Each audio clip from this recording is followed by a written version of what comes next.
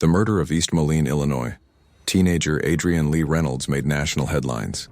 She was strangled, beaten, burned, and dismembered by her classmates Sarah Ann Kolb and Cory Gregory. On January 21, 2005, Adrianne Reynolds was originally from Kilgore, Texas. When she was 16, she moved to East Moline, Illinois, to live with her biological father and stepmother Tony and Joanne Reynolds. She began attending Black Hawk College Outreach Center in November 2004 to earn her GED and realize her dream of joining the Marines. While there, she met fellow students Sarah Kolb and Cory Gregory. Sarah Kolb was reportedly a popular girl at the Outreach Center and a self-identified juggalette. She lived with her mother and stepfather in nearby Milan, Illinois. When Adrianne started in the school, she befriended Sarah's friend Cory Gregory and boyfriend Sean McKittrick. Sarah threatened to kill Adrianne on numerous occasions, but she was not taken seriously. Cory Gregory was also a juggalo. He originally attended Moline High School but later transferred to the Outreach Center, where he met Sarah. At the time of the incident, he lived with his mother. In January 2005, Adrianne reportedly asked Cory out, which angered Sarah. On the afternoon of January 21, 2005, Sarah invited Adrianne to join her, Cory, and Sean for lunch at Taco Bell. On the way there, Sarah and Adrianne reportedly began fighting. In the parking lot, Cory held down Adrianne while Sarah strangled her with a belt and beat her with a wooden handle. After the murder, Sarah and Cory took Adrianne's body to Sarah's grandparents' farm in Aledo, Illinois, where they tried to burn it with gasoline. When it failed to ignite after several hours, they recruited Nathan Gaudet, a 16-year-old boy from Moline, to help dismember the body. Nathan used his grandfather's handsaw to remove Adrianne's head and arms and place them in a garbage bag. The three teenagers ate lunch at McDonald's, then later disposed of the garbage bag at the Black Hawk State Park. Adrianne's parents reported her missing after she failed to show up to work at Checkers restaurant. Authorities discovered Adrianne's remains a few days later on January 26, 2005. Sarah Kolb and Cory Gregory were both charged with 2 counts of first-degree murder and concealment of a homicide on February 1, 2005. They both pled not guilty. Sarah was the first to go to trial, which began on October 31, 2005, at the Rock Island County Courthouse. After 2 weeks of trial and 15 hours of deliberation, the trial jury could not reach a unanimous verdict on any of the 3 charges. 1 juror opted for acquittal, while 11 were in favor of conviction. Sarah was convicted on all counts at her retrial on February 6, 2006, in Dixon, Illinois. At sentencing a few months later, she received a total of 53 years in prison for murder and concealment, 48 years for murder and 5 years for concealment. She is serving her sentence at the Dwight Correctional Center. In the meantime, Cory Gregory pled guilty to all charges against him. On July 10, 2006, he was sentenced to 45 years in prison, 40 for murder and 5 for concealment. He is serving his sentence at the Menard Correctional Center. Nathan Gaudet was also charged with concealment for helping to dismember Adrianne. He pled guilty and was given a juvenile sentence of 5 years. After serving almost 4 years, he was released from juvenile detention on November 11, 2008. On April 16, 2012, Nathan Gaudet died in an automobile accident in Indiana, Rock Island. Convicted killer. Sarah Kolb was found guilty in February of murdering and dismembering 16-year-old Adrianne Reynolds of East Moline. After months of sentencing delays, Kolb found out her punishment last Tuesday. The state's attorney said today that this murder and the cover-up that followed was an act of evil. The judge seemed to agree. He handed Kolb a 53-year sentence out of a possible 65 years. Kolb showed no reaction when her sentence was handed down. 48 years for Reynolds' murder and 5 for concealing the death. With her lawyer's request for a minimum sentence of 20 years turned down, Kolb will be an older woman when she exits prison. The sentence is based on seeing her as a lifelong murderer who will do it again. "I don't see it that way," said defense attorney David Hoffman. Kolb read a letter to the courtroom. Without admitting to the murder, it says she wishes she had done more to prevent Reynolds' death. She read, "I felt no feeling as she died. There's no excuse why I couldn't turn off my not feeling to feel. But friends and family speaking on her behalf say they don't see Kolb as a cold-blooded killer. One says Sarah encouraged him to go to school. Another says Sarah shaved her head, like she did after her conviction, to show support when the girl's mother was battling cancer. They're acts of compassion. The state's attorney says Kolb didn't show up the day Adrianne Reynolds was murdered. To kill somebody because you don't like them, to kill somebody because you argued with them, it's senseless, said Jeff Terrones. Senseless. From here, Kolb will likely ask the judge to reconsider the sentence before filing an official appeal. It's hard to know exactly how Kolb feels, but earlier Tuesday, she said she can't stop thinking about a song lyric that says, "I would change the past if I had one wish." Cory Gregory pleaded guilty in April. He is serving 40 years at the maximum security prison in Southern Illinois. Sarah Kolb was sentenced today to 48 years in prison for murder. 5 years for concealment of a homicide in the January 2005 murder of Adrianne Reynolds. The sentencing hearing for the 18-year-old wrapped up shortly before 5 p.m. in Rock Island County Circuit Court. She faced up to 65 years in jail, 60 for murder, and another 5 years for concealing the murder. The teenager herself testified during the hearing, crying at one point and saying that no one cared about her. She also said at another point that she felt nothing when Reynolds died. Kolb of Milan, Illyr, was convicted in February on 2 counts of first-degree murder and a charge of concealing the Reynolds homicide. Reynolds, 16 of East Moline, was slain in January 2005, and her body was dismembered and buried in 2 different locations. 6 defense witnesses, mostly Kolb's teenage friends, took the stand during the first 2 hours of the sentencing hearing. Several of the teens testified that she was a supportive friend who helped them through problems.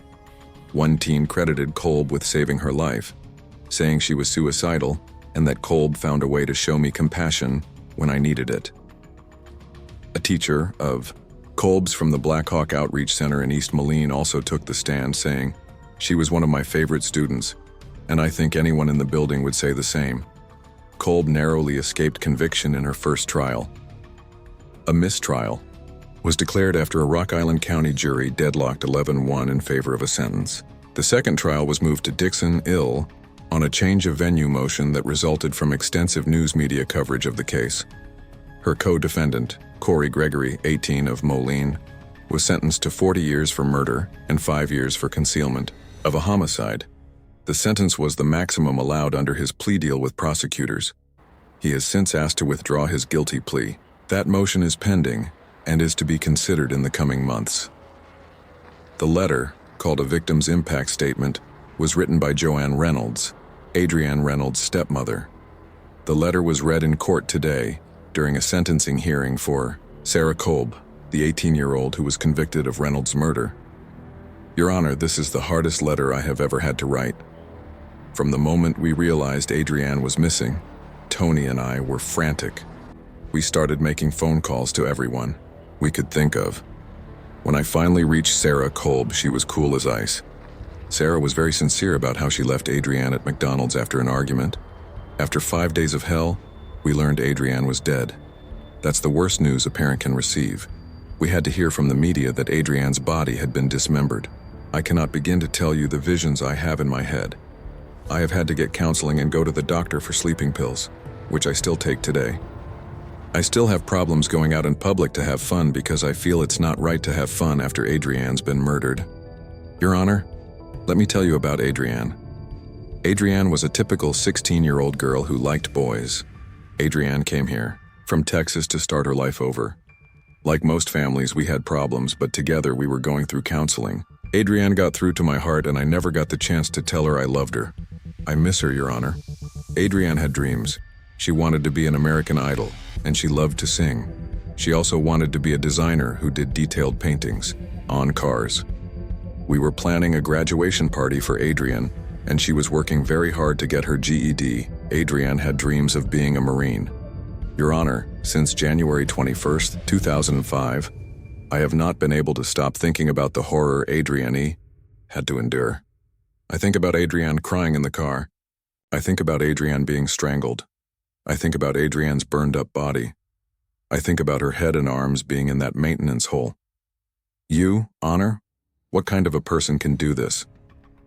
Your Honor, Sarah asked for a fair trial, and she got it. And what about Adrienne? Sarah didn't give Adrienne a fair trial. She tried and convicted her and gave Adrienne the death penalty. Adrienne just wanted to be Sarah's friend. Because Sarah cannot receive the death penalty because she has laws to protect her, I ask you to give her the max.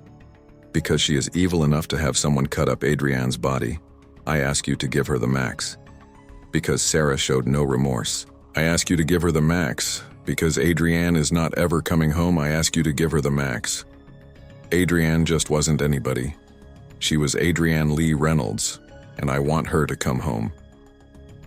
Your Honor, this could have been anybody's daughter. Please give her the max. Please do not consider that Cory Gregory is only 40 years old. Sarah Kolb was the leader of the pack. Sarah Kolb is the one who ordered Adrienne's death. Your Honor, Sarah Kolb is a cold-blooded killer. She shows no emotion. She is not sorry that she killed Adrienne. She's sorry she got caught. In her phone calls to the police, Sarah Kolb sounded cool as ice. She was in control of the whole situation. Your Honor, 60 years is nothing compared to what Adrianne Reynolds got. I want her to come home. Please give Sarah the max. Thank you, Your Honor. The stepmother of a 16-year-old girl whose body was burned, sawed, and hidden in 2 counties said the teen convicted in the killing is a girl without a soul. She didn't cry. I didn't see anything from her, Joanne Reynolds said Wednesday after a jury found 17-year-old Sarah Kolb guilty of first-degree murder and concealing a homicide in the death of Adrianne Reynolds. Kolb's court-appointed attorney, though, said the teen is not the vindictive killer portrayed by prosecutors. David Hoffman said he spoke briefly with Kolb after the verdict. She was scared and anxious, and now she's probably as depressed as hell. That's the way I would be, Hoffman said. Adrianne Reynolds had just moved to East Moline from Texas about 2 months before she was killed. Prosecutors said she was trying to fit in at a new school but picked the wrong friend. The verdict came in Kolb's second trial in 3 months. The first ended in a mistrial after a Rock Island County jury deadlocked 11-1 in favor of conviction, and the retrial was moved to Dixon because of media coverage. The Reynolds and Kolb families wept quietly as the jury was polled. Kolb's family declined to comment as they left the courthouse, but Hoffman said they were devastated. Jurors declined to comment as they rushed past a crowd of reporters outside the courthouse. Kolb faces up to 60 years in prison, but no sentencing date has been set. Her ex-boyfriend, 18-year-old Cory Gregory of East Moline, also is charged with first-degree murder and concealing a homicide. He has pleaded not guilty and is to stand trial on May 1st. Prosecutors allege Kolb, Reynolds, and Gregory were in Kolb's car at a Moline fast food restaurant when a fight began on January 21, 2005. Authorities have determined that Reynolds was killed in the car. In closing arguments this week, prosecutor Jeff Terronez said Kolb wrote in a class journal that she was going to kill Reynolds just hours before Reynolds was beaten and strangled. Several witnesses testified that Kolb made similar threats in the weeks before Reynolds' death. Hoffman told the jury that Gregory killed Reynolds, citing testimony by a woman who saw Kolb alone in the car's front seat. Terronez told jurors that Kolb likely did not kill Reynolds but still was accountable by law because she instigated the fight and aided in the death by choking and beating Reynolds before Gregory finished her off. The closing arguments at the Sarah Kolb murder trial are over. Court is over for the day. The jury will be back at 9 a.m. tomorrow. The judge will give the jurors their instructions, and they will be sent off to deliberate. Just before today's court ended, the judge dismissed a female juror. An alternate will replace her. Neither the defense nor the prosecution would say why the juror was dismissed, but defense attorney David Hoffman did say she did nothing wrong. The jury must decide if Kolb is guilty of 2 counts of first-degree homicide and 1 count of concealing a homicide. This morning, Sarah Kolb took the witness stand again before the defense rested.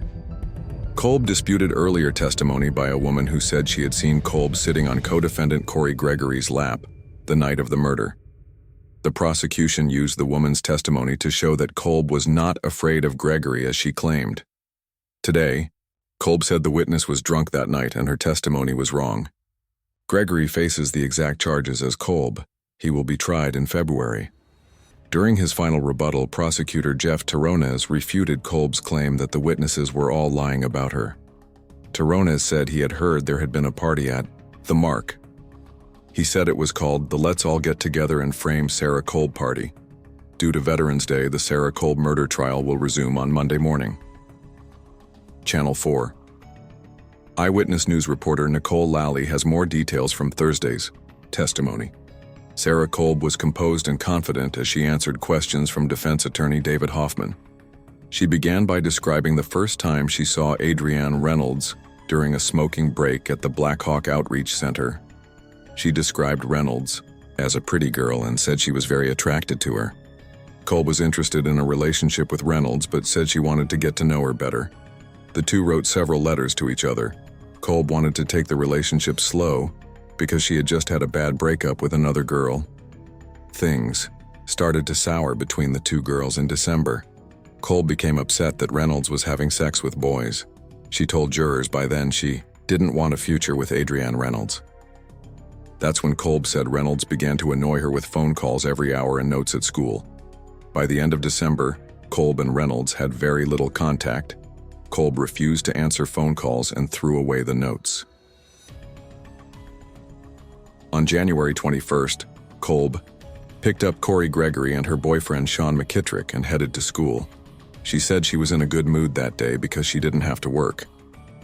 When the group got to school, there were rumors that Kolb would beat Reynolds up. Later in the day, Kolb discovers Reynolds wants to steal her boyfriend. That news made Kolb angry. She admits to writing a journal entry about wanting to kill her because she was mad. The two never argued in school, as other witnesses testified. Kolb said Reynolds approached her crying. Reynolds was very upset about having no friends or one to talk to. Kolb said she felt terrible for her and invited Reynolds to lunch, even though she still didn't like her. Kolb confronted Reynolds about her feelings for McKittrick in her car in the Taco Bell parking lot. Reynolds told her she thought he was hot. Kolb said she freaked out when she heard this and grabbed Reynolds by her hair. She said she told Reynolds to stay away from all of them. Reynolds curled up in a fetal position in the car's front seat and stopped fighting. Kolb said she stopped fighting then because she felt small when Reynolds wouldn't fight back. Kolb said Gregory was the one who pulled Reynolds into the back seat. Kolb said Reynolds tried to escape the car but couldn't free herself from Gregory. Kolb said when she looked in the back seat, she saw Reynolds across Gregory's lap and he had a stick against her throat. When Kolb told him to stop, he hit Kolb in the face with the stick. Kolb said he was hysterical and told her this had to happen. When Gregory told her Reynolds was dead, Kolb said she was in shock and didn't know what to do. She said that's when Gregory wrapped his belt around Reynolds' neck, covered her with his coat, and they drove to Kolb's house in Milan. Kolb said she followed all of Gregory's instructions about where to drive and when to put the body in her trunk. Because she was frightened, she turned and faced the jury and said, "I was scared of him. I just saw him kill somebody." Kolb described driving to the Big Island in Milan and Gregory putting the body in the trunk. She said when she opened the back door to her car, Reynolds's body fell out, and Kolb looked at the body and noticed that Adrianne's eyes were open. At that point, Kolb decided she could no longer be involved. Kolb and Gregory then took Reynolds' body to a remote part of Kolb's grandparents' farm in Millersburg, IL. She said they made 5 trips to that part of the farm on Friday. Kolb said it was Gregory who wrapped Reynolds' body in a blue tarp, doused it with gasoline, and set it on fire. Kolb turned her back and said she couldn't watch. It was during the burning that Kolb said Gregory threatened to kill her, her family, and even her cats if she told anybody or did anything. When defense attorney David Hoffman asked Kolb, "Did you strangle her?" she said, "No." During cross-examination, Kolb's demeanor changed while answering questions from state's attorney Jeff Terronez. She told Terronez she never told others she knocked Reynolds' teeth out. She said many of the witnesses the prosecution called were wrong, and she didn't know where they got their stories.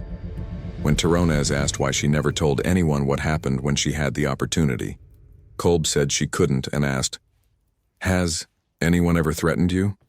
Judge James Taros told Kolb to stop answering questions. At the end of the cross-examination, Tarones had Kolb read her journal entry dated January 21st. In front of the jury, Kolb read the words, "I'll, expletive, killer!" Kolb was on the stand for nearly 3 hours. She showed little emotion except for a few heated exchanges with Tarones. Several of her family members cried and consoled one another during the testimony. Sarah Kolb took the stand in her defense. Thursday, she said she didn't kill Adrianne Reynolds, that Cory Gregory did. She also explained why she never told the police what happened when she had the chance. The defense has not rested. They could still present rebuttal evidence. The court is closed on Friday for Veterans Day. The trial resumes on Monday at 10:30 a.m. As expected, the prosecution rested this morning, and the defense took over. Defense attorney David Hoffman has called 4 witnesses so far. Mike Shekel, a special agent for the Illinois State Police and the lead investigator in the Adrianne Reynolds case, is currently on the stand.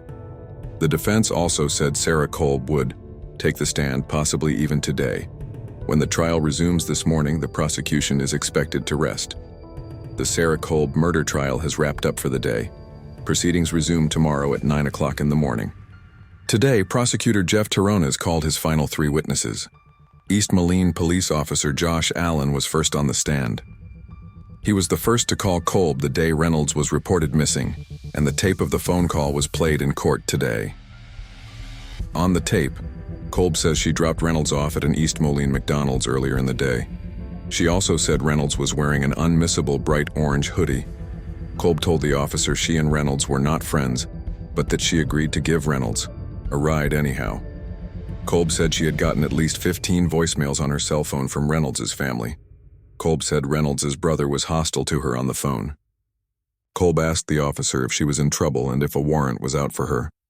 The tape ends with Kolb asking the officer to call her cell phone if he hears anything about Reynolds. The following 2 witnesses were teenage girls who had been held at the same juvenile detention center as Kolb. Both testified that Kolb talked about a fight with Reynolds and that Reynolds had passed out. Prosecutors have called 42 witnesses so far. Tarones says he wants to review everything presented in court, make sure nothing has been omitted, and then rest his case, probably tomorrow. The defense is expected to call at least 5 witnesses. Defense lawyer David Hoffman is unsure if Kolb will take the stand in her defense. Nathan Gaudet took the stand in the Sarah Kolb murder trial this morning. Gaudet has already confessed to helping to cut up and hide Adrianne Reynolds' body. He is serving time in a juvenile detention facility. Gaudet told the courtroom that he wasn't with Kolb and Gregory on Friday, January 21st. He said he met up with them on Saturday, January 22. Gaudet said Kolb and Gregory asked him, "What would you do if you killed somebody?" Then Kolb and Gregory told him they had killed Adrianne Reynolds. Gaudet said Sarah Kolb hit Adrianne Reynolds in the face and then hit her over the head with a stick. Then Cory Gregory held Reynolds' arms while Sarah Kolb strangled her to death. Kolb and Gregory told Gaudet after they strangled Reynolds that blood started coming out of her mouth. Gaudet said Cory Gregory wrapped his belt around Adrianne Reynolds' neck while driving to the Big Island. Once Gregory and Kolb got to the Big Island, they moved the body in the trunk and headed out to Millersburg. Gaudet said they burned Reynolds' body for 6 hours. When Kolb and Gregory were done telling Gaudet about the murder, he said the 3 of them discussed a plan to dispose of the body.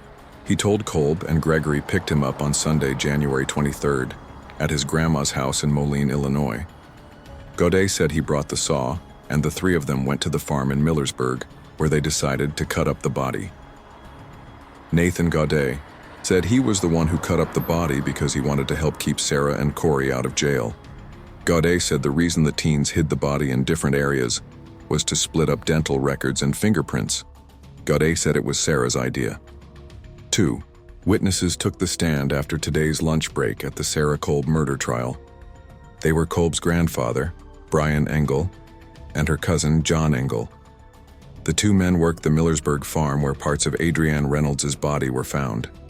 The men testified that they saw Kolb and Gregory at the farm after 6 p.m. on January. Kolb told the men she was showing Gregory around. Nathan Gaudet is expected to take the witness stand tomorrow. Gaudet has already pled guilty to helping burn, dismember, and hide Reynolds' body. He is serving time in a juvenile detention facility. Channel 4. Eyewitness news reporter Nicole Lally will return to the courtroom when testimony resumes at 9:30 a.m. on Tuesday. Testimony resumed a short time ago at the Sarah Kolb murder trial. We will have updates for you as details come out of the courtroom. Reporter Nicole Lally will also have a live report from the courthouse for you this evening on Channel 4 Eyewitness News at 5 and a complete wrap-up of the day's events on Channel 4 Eyewitness News at 10. Things are moving ahead of schedule. 6 people took the stand before lunch. The last was Mary Engel, Sarah Kolb's grandmother. Engel said she saw Kolb on the afternoon of the 21st at Treasure Hunt in Aledo, a store she manages. It was Engel's birthday, and Engel thought Kolb had come to say, "Happy birthday." Cory Gregory was with Kolb. Engel described Kolb as quiet and fidgety that day. The 3 went to Engel's house. A short time later, Kolb and Gregory returned to Milan. After her testimony, Engel broke down in tears in the hallway outside the courtroom. Testimony resumes at 1 o'clock. Nicole Lally will also have a live report from the Rock Island Courthouse tonight on Channel 4, Eyewitness News at 5, and a wrap-up of the day's events on Channel 4 Eyewitness News at 10. In just 90 minutes this morning, the prosecution called 5 people to the stand. The first 2 witnesses called this morning were an older couple. They both testified that they ate lunch at Taco Bell on January 21st, 2005. They said they noticed a red car and something going on inside the vehicle. The couple identified Sarah Kolb and said she was sitting in the car's passenger seat, and a fight was happening in the back of the vehicle. Sarah Kolb's father, Darren Clower, was the 3rd witness to take the stand this morning. He testified that nothing seemed unusual on January 21st.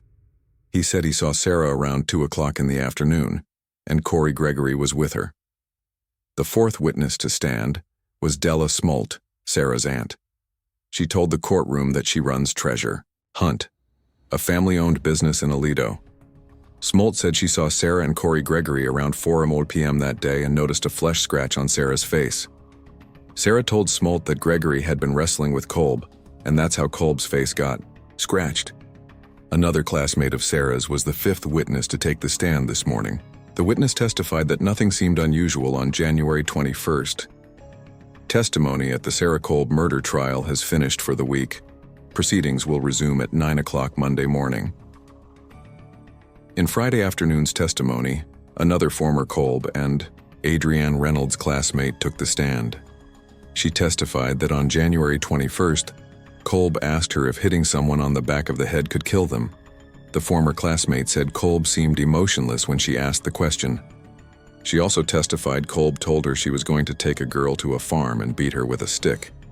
The former classmate said she didn't tell school officials about the conversation until the following Wednesday, 5 days after Reynolds disappeared. Also, a man who knew neither Kolb nor Reynolds took the stand on Friday afternoon.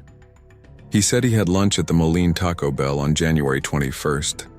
The man said he was leaving the restaurant when he saw people in a car and a lot of commotion. He testified it looked like someone was getting beat up, and the car was rocking back and forth. The man testified that he left the parking lot because he thought it was just teenagers fooling around. Court sources tell Channel 4 Eyewitness News that Nathan Gaudet will take the witness stand next week, possibly Tuesday. Gaudet is a former schoolmate of Kolb and Reynolds. He was not charged in Reynolds' murder, but he did plead guilty as a juvenile to helping burn, dismember, and hide Reynolds' body.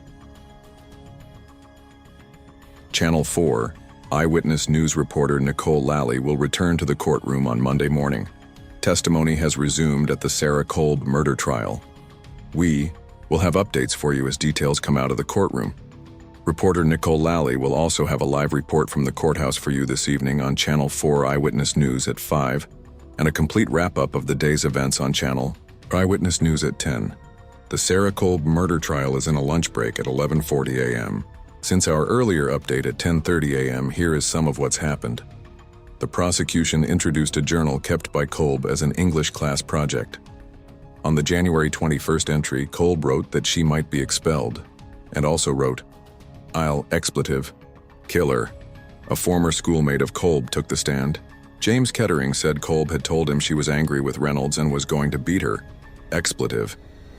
Kettering testified that he was invited to lunch with Kolb and Reynolds on January 21st, but he had other plans. When Kolb left for lunch, Kettering said, "I'm going to go have fun." There was a new face today in the courtroom. Cheryl Ashcraft sat with Adrianne Reynolds' family. Ashcraft is the sister of the late Joan Knapton off East Moline. Knapton went missing in July of 2003. Like Reynolds, Knapton's dismembered body was later found in the countryside. Despite the work of a special police task force, no one has ever been arrested for Knapton's murder. Testimony resumes at 1 o'clock this afternoon. Testimony resumed at 9 o'clock this morning at the Sarah Kolb murder trial inside the Rock Island County Courthouse. 17-year-old Kolb of Milan is accused of killing, burning, and dismembering her classmate, 16-year-old Adrianne Reynolds of East Moline.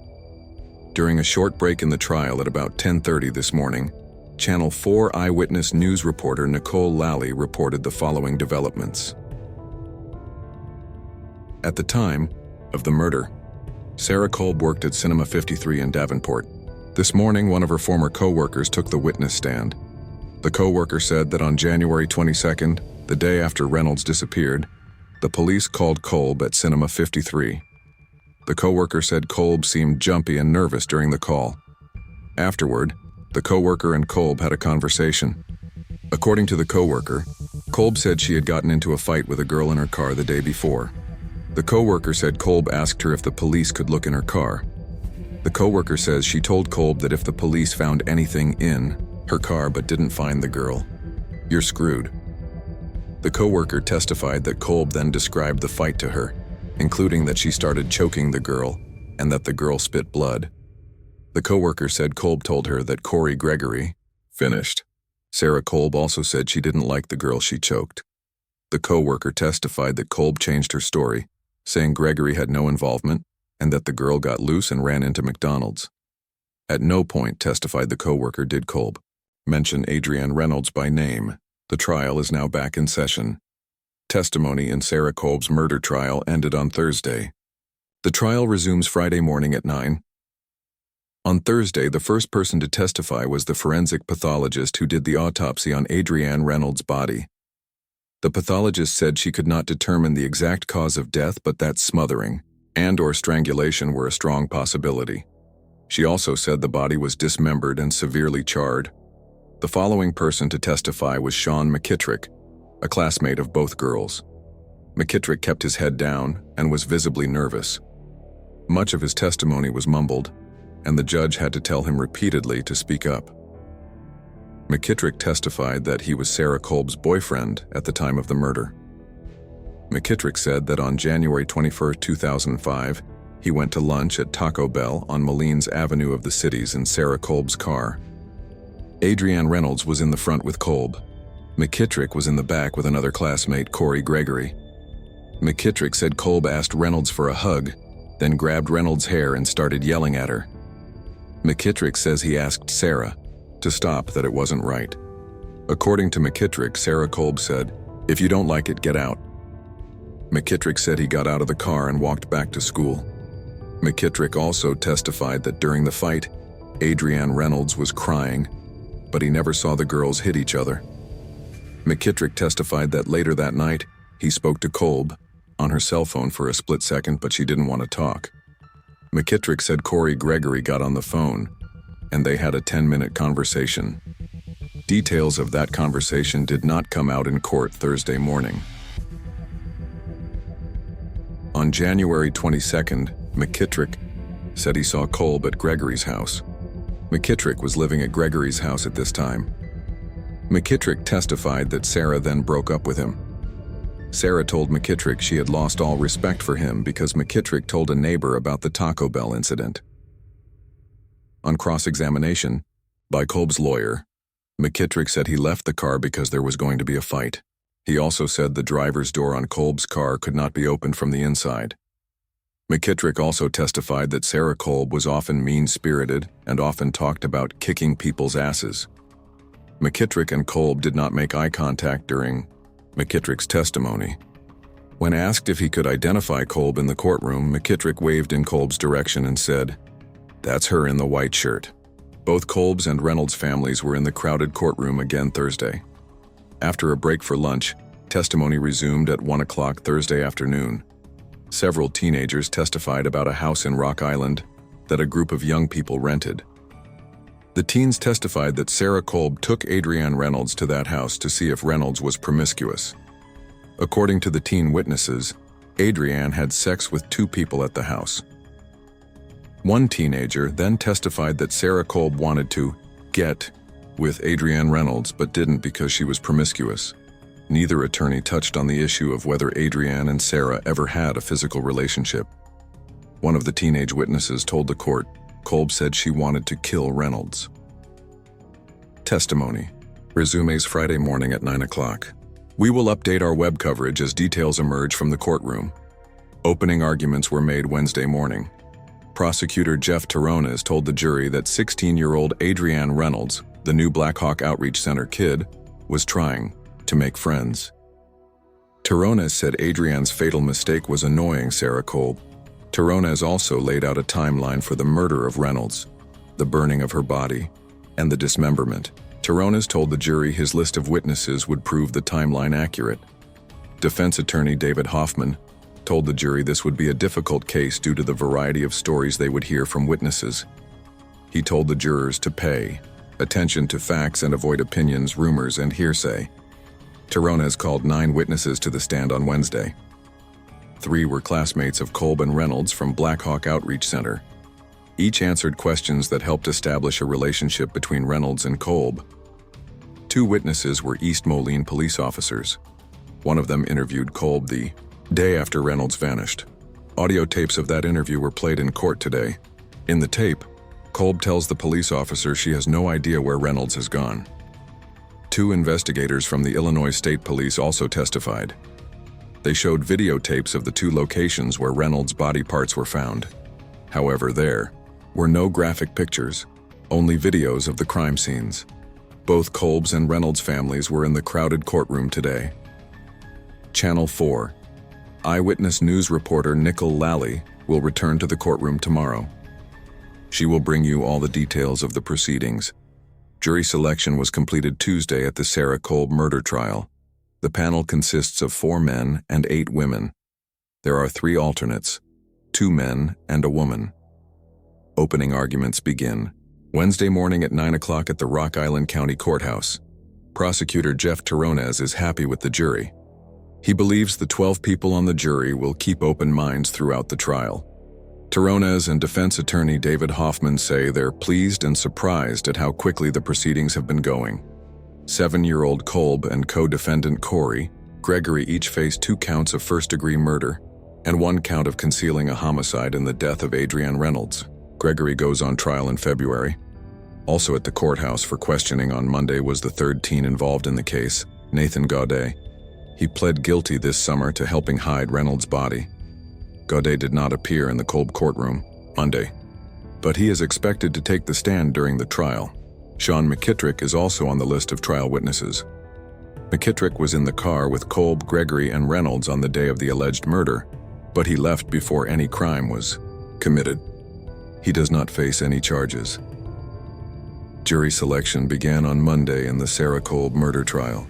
By lunchtime, 3 jurors from a pool of 75 had been approved by both sides. During morning proceedings, Kolb smiled at her family.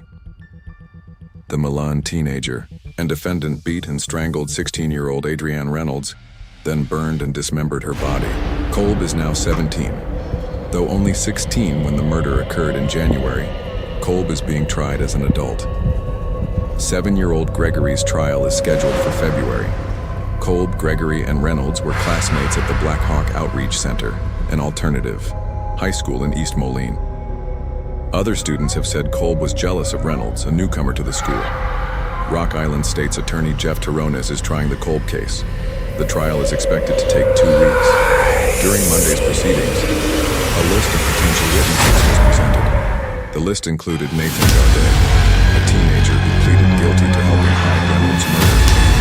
Gaudet is now serving time in juvenile detention.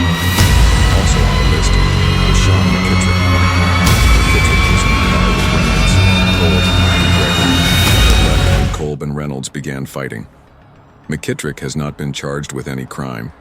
As a nurse who works in an acute care setting, I can tolerate things that those who choose other career paths might not be able to tolerate. Lunch breaks at work usually involve eating as quickly as possible and being frequently interrupted to attend to situations that might ruin the average appetite. After cleaning up blood or other bodily substances, I wash my hands and return to our half-eaten meal for a couple more bites. That's right.